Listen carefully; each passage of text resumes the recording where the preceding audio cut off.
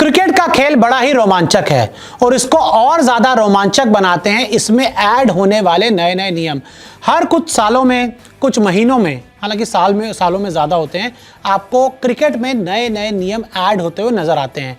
और Indian premiere league में तो अब ऐसे 5 नियम आ गए हैं जिन्होंने इस खेल को, इस लीग को बहुत ज्यादा एक्साइटिंग बना दिया। तो क्या है आईपीएल में आए हुए 5 नए नियम? और आपको बता दें, वाइड नो बॉल नहीं, और अब प्लेइंग 11 नहीं, प्लेइंग 12। जी हाँ, आपने सही सुना, प्लेइंग 11 नहीं, प्लेइंग 12। तो क्या है नए नियम, आपको बताते हैं। तो देखिए, इसमें सबसे पहला है कि वाइड नो बॉल को अब रिव्यू किया जाता है। जी हाँ, वाइड बॉल हुई, नो बॉल हुई, तो इसको रिव्यू किया जाएगा। पहले अगर होता था कि अंपायर ने भाई बोल दिया कि वाइड बॉल है, आप उसको चैलेंज नहीं कर सकते थे। अंपायर ने बोला नो बॉल है, आप उसको चैलेंज नहीं कर सकते थे। लेकिन अब वो चैलेंज की जा सकती है, आप रिव्यू ले सकते हैं।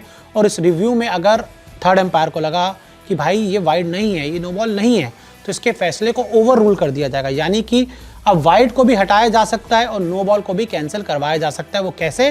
जो नया नियम आया रिव्यू वाला, उसके तहत। अब आगे बढ़ते हैं। 2 बार स्ट्रैटेजिक टाइम।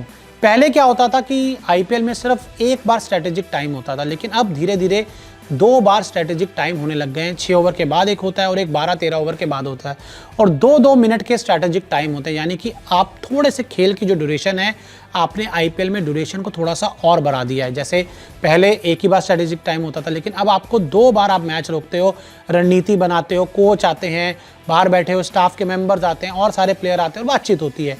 और जैसे मान लीजिए जो बैटिंग टीम होती है, कई बार तो उनके कप्तान भी आ जाते हैं, तो काफ़ी रणनीति पे काम होता है। और ये स्ट्रैटेजिक टाइम आई थिंक थोड़ा सा डिले कर रहा है गेम को। आगे बढ़ते हैं।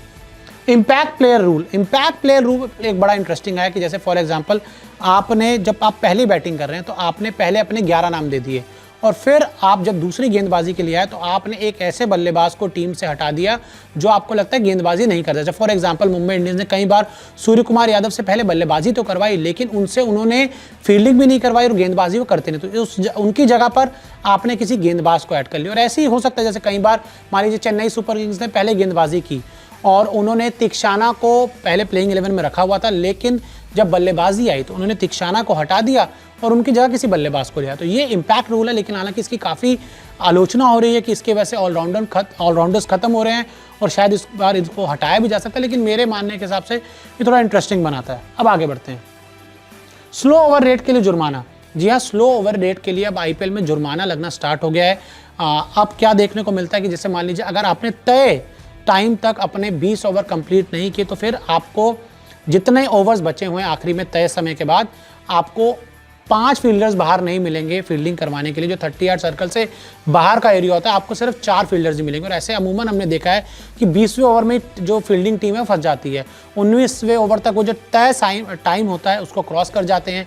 तो ऐसे में क्या होता है, 20वें ओवर में आप 5 खिलाड़ी 30 यार्ड से बाहर नहीं कर सकते, तो आपको उस दौरान सिर्फ 4 खिलाड़ी बाहर रखने होते हैं। और ऐसे में आखिरी ओवर कई बार बहुत ज़्यादा रन लुटा देता है, जिससे जो फील्डिंग टीम है उसको नुकसान होता है। तो अगर आपको इससे बचना है तो आप जल्दी कर सकते हैं, लेकिन आईपीएल में हमने देखा है अधिकतर मैच डिले हो जाते हैं। और आगे, मैच रद्द होने पर 1-1 अंक। जी हाँ, ये तो काफ़ी समय से एक नियम है कि मैच अगर रद्द हो जाएगा, बारिश की वजह से नहीं हो पाएगा, तो फिर आपको 1-1 अंक मिल जाएगा। तो ये आईपीएल के कुछ ऐसे नियम हैं जो लगातार बदलते रहे हैं, लगातार चेंजेस होते रहे हैं, इन नियम में एडिशन होते रहे हैं।